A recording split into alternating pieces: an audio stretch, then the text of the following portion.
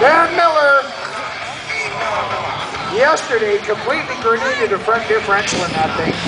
Both wheels folded right up into the wheelhouse. Found another one, got it up and running. Taking a little cooler over the jumps this time.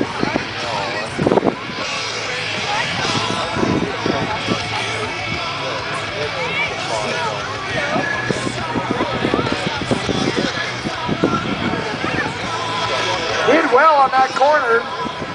Lots of straightaway speed.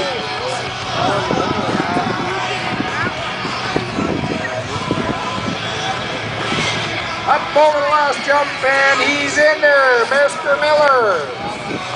49.06 to 49 even, 44.70.